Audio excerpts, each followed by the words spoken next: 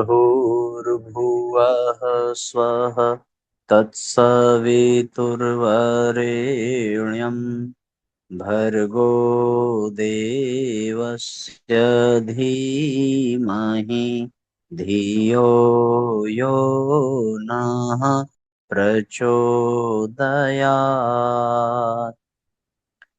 ॐ भूर्भुवः स्वः तत्सवितुर्वरेण्यं भर्गो देवस्य धीमहि धियो यो नः प्रचोदयात्। परम पूज्य गुरुदेव परम वंदनीय माता जी के दिव्य संरक्षण में विराजमान ऑनलाइन दैनिक स्वाध्याय के आज के सत्र में आप सभी आत्मीय बंधुओं का बहुत बहुत स्वागत अभिनंदन है। साथियों, आइए भावपूर्वक आज के सत्र का हम सभी शुभारंभ करते हैं। आज का जो पहला अध्याय है नवरात्र पर्व और गायत्री साधना। बीते माह में नवरात्रि पर्व का समापन हुआ और हम सभी नव संवत्सर में प्रवेश कर रहे थे। अब पुनः ऐसा ही उसी संदर्भ में ये अध्याय हम लोग पढ़ रहे हैं और ये अखंड ज्योति पत्रिका मार्च माह का ये आज का अंतिम किस्त है। सभी परिजन शीघ्रता पूर्वक जुड़ें और अधिक से अधिक शेयर करें। साथियों, बार बार प्रयास करने पर भी अच्छा नेटवर्क मिल पाना बड़ा मुश्किल है यहाँ। फिर भी जैसे तैसे हम लोग एक अध्याय का क्रम अवश्य पूर्ण करेंगे। गुरुदेव की कृपा से ही निरंतर क्रम चल रहा है।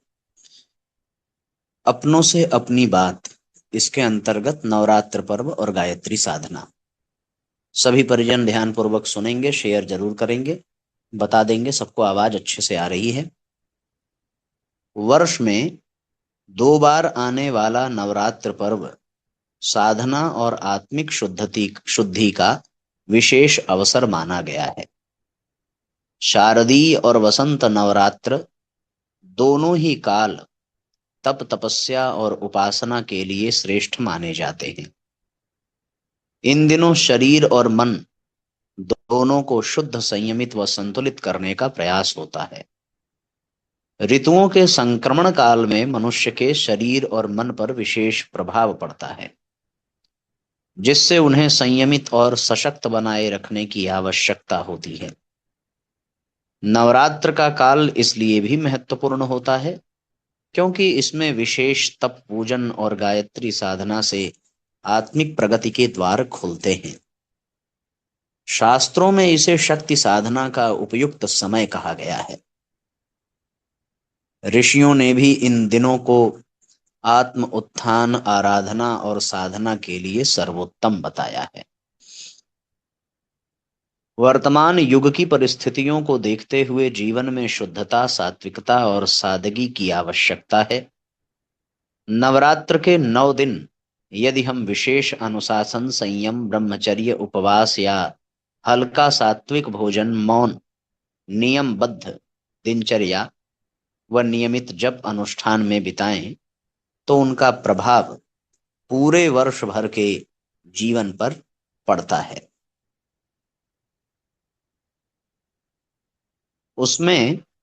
उससे शारीरिक, मानसिक और आत्मिक बल की वृद्धि होती है।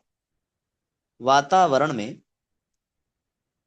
सकारात्मक ऊर्जा का संचार होता है और नकारात्मक प्रवृत्तियां समाप्त होने लगती हैं। इन दिनों विशेष रूप से स्वाध्याय, ध्यान, उपासना, जप, यज्ञ, सेवा, संयम और तप का समावेश होना चाहिए। नवरात्रि पर्व केवल एक परंपरा मात्र नहीं, अपितु आत्मिक शुद्धि और उन्नयन का विज्ञान है। नवरात्र के दोनों पक्षों में एक अद्भुत संयोग होता है। एक ओर ऋतुओं का संक्रमण काल और दूसरी ओर वातावरण में विशेष ऊर्जा का संचार। इसी कारण ये काल आत्मिक जागरण और साधना के लिए अति उपयुक्त माने जाते हैं। इन दिनों में शरीर और मन की शुद्धि के लिए विशेष उपक्रम किए जाते हैं। संयम, मौन, ब्रह्मचर्य, जीवन में प्रातःकालीन जागरण, उपवास आदि के माध्यम से जीवन में दिव्यता का समावेश किया जाता है। ऋषियों ने नवरात्र को शक्ति उपासना का पर्व कहा है। शरीर, मन, बुद्धि, चित्त और आत्मा की गहराई से शुद्धि के लिए यह उत्तम समय है। इन 9 दिनों में नवदुर्गा के 9 स्वरूपों की उपासना, विशेष मंत्र जप, यज्ञ और आत्मचिंतन का अभ्यास जीवन में संतुलन और स्पष्टता लाता है। नवरात्र केवल देवी की पूजा मात्र नहीं, बल्कि आत्मशक्ति के जागरण का महाअभियान है। इन दिनों में हर किसी को अपनी साधना शैली के अनुरूप संयमित दिनचर्या अपनानी चाहिए। स्वाध्याय करें, सत्संग में भाग लें, गायत्री उपासना करें, हवन करें या आध्यात्मिक आयोजन करें। गायत्री उपासना, ध्यान, योग अभ्यास, सेवा और मौन जैसे प्रयोग नवरात्र को सार्थक बनाते हैं। गायत्री की आराधना केवल जप तक सीमित नहीं है। यह ध्यान, सेवा, संयम और ब्रह्मचर्य से जुड़ी एक संपूर्ण जीवन शैली है। वास्तव में नवरात्र का पर्व केवल पर्व न रहकर एक साधना पर्व बन जाए तो न केवल व्यक्ति का आत्मिक विकास होता है, बल्कि समाज में भी सकारात्मक परिवर्तन आता है। मंदिरों और शक्तिपीठों में इन दिनों विशेष अनुष्ठानों का आयोजन होता है, लेकिन घरों में भी यदि श्रद्धा और नियम से उपासना की जाए तो वह भी उतनी ही प्रभावशाली होती है। इन दिनों व्रत उपवास केवल शारीरिक संयम नहीं, बल्कि मानसिक शुद्धि का साधन बन जाए। यही नवरात्रि का सच्चा उद्देश्य है। नवरात्र के दिनों में साधकों को चाहिए कि वे अपने कार्य, व्यवहार और जीवन शैली में संयम और सात्विकता का विशेष ध्यान रखें। आहार, विचार, व्यवहार और भावनाएं सब कुछ ऊर्जावान और आत्मिक उन्नयन की दिशा में होने चाहिए। गायत्री साधना का मूल उद्देश्य केवल जप या पूजा नहीं, बल्कि अपने जीवन को तपस्वी, संयमी और आदर्श बनाने की साधना है। इन दिनों अनेक साधक त्रिकाल संध्या, गायत्री मंत्र जप, प्राणायाम, स्वाध्याय, यज्ञ और उपासना जैसे विधानों का पालन करते हैं। साथ ही साथ अपने अंतर मन में छिपी हुई कमजोरियों को पहचानने और उन्हें दूर करने का प्रयास भी करते हैं। यही आत्ममंथन, आत्म परिष्कार और आत्मबोध का वास्तविक रूप है। ऋषियों ने कहा है, अंधकार को कोसने से अच्छा है एक दीपक जलाया जाए। नवरात्र का यही संदेश है। अपने भीतर के अज्ञान, आलस्य, क्रोध, द्वेष, ईर्ष्या, मोह जैसे दोषों को मिटाकर आत्म प्रकाश फैलाना। नवरात्र साधना में विशेष रूप से ध्यान, मौन, नियमितता, नियम पालन और ब्रह्मचर्य का समावेश करना चाहिए। इससे न केवल आत्मबल बढ़ता है, बल्कि तन, मन और वातावरण भी शुद्ध और दिव्य हो जाते हैं। इन दिनों साधकों को अपने तन और मन को जितना हो सके तपस्वी बनाना चाहिए। आत्म कल्याण की भावना के साथ जब साधना होती है तो वह न केवल साधक को लाभ देती है, बल्कि परिवार, समाज और राष्ट्र तक उसकी ऊर्जा का प्रभाव फैलता है। गायत्री मंत्र का त्रिकाल जप, उपवास, फलाहार, मौन, स्वाध्याय, यज्ञ एवं ध्यान इन दिनों विशेष रूप से लाभकारी माने जाते हैं। अनेक साधक एक समय सात्विक भोजन लेकर शेष समय जल और फल पर रहते हैं। शुद्धता और सादगी ही नवरात्रि की पहचान बन जाती है। साधक चाहे तो इस समय में गीता, उपनिषद, गायत्री, महाविज्ञान आदि सद्ग्रंथों का स्वाध्याय करे और जीवन की दिशा को ईश्वर की ओर मोड़े। यह नव निर्माण का पर्व है, एक नए जीवन, नई सोच और नए संकल्प का। साधना को केवल परंपरा या कर्मकांड न मानकर उसे आत्मिक विकास का साधन बनाना ही सच्ची नवरात्र साधना है। गायत्री उपासना न केवल व्यक्ति के अंतर मन को शुद्ध करती है, बल्कि सामाजिक और पारिवारिक जीवन में भी शांति और सौहार्द का वातावरण निर्मित करती है। यह एक ऐसी साधना है जो आध्यात्मिकता के साथ साथ दैनिक जीवन के व्यावहारिक पक्ष को भी सुंदर बनाती है। गायत्री को शक्ति की मूर्तिमान अभिव्यक्ति माना गया है। जैसे सूर्य प्रकाश देता है, वैसे ही गायत्री अंतःकरण को प्रकाशित करती है। शरीर, मन और बुद्धि के समग्र कल्याण के लिए यह एक अति प्रभावी साधन है। इसकी नियमित साधना से व्यक्ति के विचार, भावनाएं और दृष्टिकोण में अत्यंत सकारात्मक परिवर्तन आने लगता है। गायत्री मंत्र का जप करते समय केवल उच्चारण ही नहीं, बल्कि उसके अर्थ और भाव को समझकर आंतरिक श्रद्धा से किया गया जप अधिक प्रभावशाली होता है।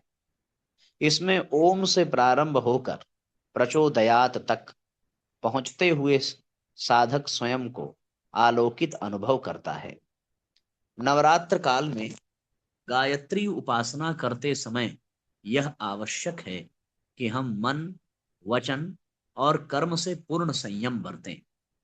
विचारों में शुद्धता, आहार में सात्विकता और व्यवहार में विनम्रता आवश्यक है। इस तरह की साधना से ही भीतर का अंधकार मिटता है और आत्म ज्योति प्रज्वलित होती है।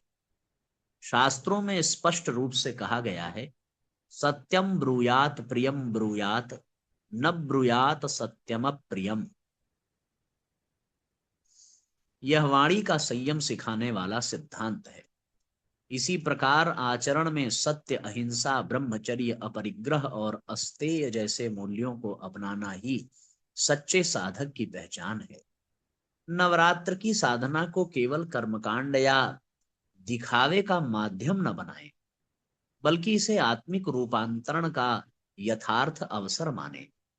यही वह समय है जब हम अपने जीवन की गति, दिशा और लक्ष्य की पुनर्समीक्षा कर सकते हैं। यदि हम इन 9 दिनों को एक सच्चे आत्म प्रशिक्षण के रूप में लें, तो न केवल हमारा अंतःकरण निर्मल होगा, बल्कि हमारे संकल्प, दृढ़ विचार, उच्च और कार्य प्रभावी बन सकेंगे। यही है नवरात्रि का मूल संदेश। अंधकार से प्रकाश की ओर, असत्य से सत्य की ओर, मृत्यु से अमृत्यु की ओर साधक का गमन। देवर्षि नारद को जिज्ञासा हुई कि देव व असुर दोनों ही परमपिता परमात्मा की संतान हैं, फिर देवों को असुरों से श्रेष्ठ मानने का क्या कारण है? प्रजापति ब्रह्मा ने नारद की जिज्ञासा के समाधान के लिए दोनों को भोजन पर बुलाया। प्रथम बार ऐसा आयोजन था तो दानव उत्साह में पहले ही पहुंच गए।